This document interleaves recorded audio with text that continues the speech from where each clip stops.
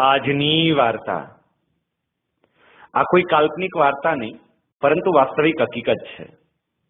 કોઈ કામ માટે ગામડેથી રાજકોટમાં આવેલા એક પટેલ પ્રૌઢ એમના સંબંધી સાથે ફરવા માટે બહાર ગયા। ત્યાં ગામડાના પટેલ બાપાનો પરિચય એની જ ઉંમરના એક વણિક સાથે થયો અને બંને વડીલો વાતે વળગ્યા। વણિકે કહ્યું, શું બાપા, કેમ છો?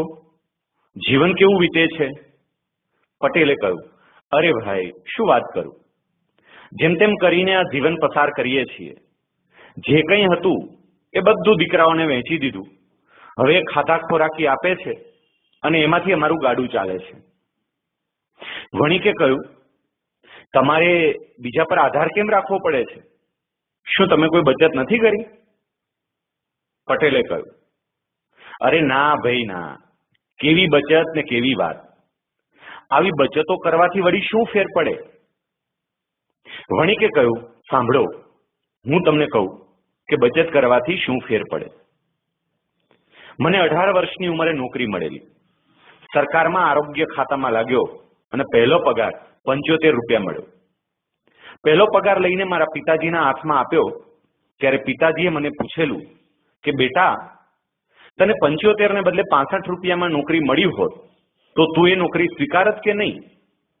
મેં હા પાડી એટલે એમણે મને કહ્યું, બસ આજથી એમ માની લે કે તારો પગાર 10% ઓછો છે અને આજીવન 10% ઓછો જ રહેવાનો છે।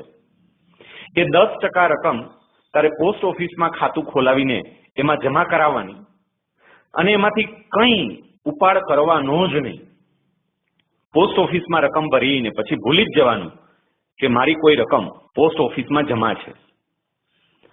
પટેલે કહ્યું, પણ આટલી નાની રકમ જમા કરાવો તો એનાથી શું ફાયદો થાય? વણિકે કહ્યું, મારા ભાઈ, આ નાની બચતથી લાંબે ગાળે બહુ જ મોટો ફેર પડે। મેં મહિને માત્ર 10 રૂપિયાની બચતથી શરૂઆત કરેલી અને જેમ જેમ સમય પસાર થતો ગયો તેમ તેમ મારો પગાર પણ વધતો ગયો, એટલે 10% લેખે થતી બચતની રકમ પણ વધતી ગઈ। મેં 35 વર્ષ નોકરી કરી અને આ દરમિયાન કરેલી બચતની રકમ અત્યારે વ્યાજ સહિત 96 લાખ રૂપિયા છે। આ 96 લાખનું મને દર મહિને 60,000 વ્યાજ મળે છે, જેમાંથી 30,000 મારો પૌત્ર જે હજુ 3 વર્ષનો છે એના નામનું પોસ્ટમાં ખાતું ખોલાવીને એમાં જમા કરાવું છું અને બાકીના 30,000 દર મહિને મારા દીકરાની વહુના હાથમાં મૂકું છું, અમને ડોસા ડોસીને સાચવવા માટે।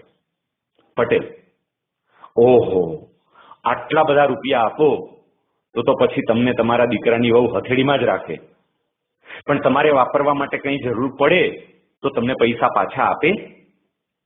વણિકે કહ્યું, વહુ પાસે માંગવાની જરૂર જ નથી પડતી, કારણ કે મને દર મહિને 17,000 પેન્શન મળે છે। એમાંથી જરૂર પડે તો વાપરીએ અને બાકીના મહિને 2,000 ઉપાડીને મારા નાના પૌત્રને દર રવિવારે ફરવા માટે બહાર લઈ જાય અને એને જલસા કરાવીએ। પેન્શનમાંથી બાકીના જે 15,000 વધે એ ઉપાડીને એની એફડી કરાવી મારી દીકરીને ભેટમાં આપું છું।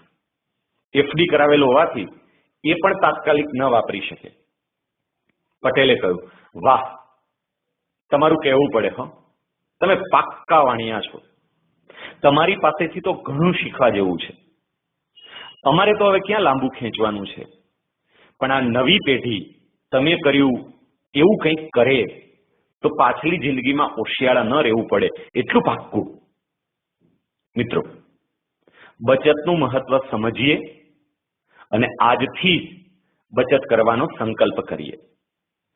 આપનું ભવિષ્ય ઉજળું રહે એ માટેનું આયોજન કરીએ। આપનો દિવસ મંગલમય રહે। શ્રાવણની શુભેચ્છાઓ। શૈલેષ સતપરિયાના જય સ્વામિનારાયણ।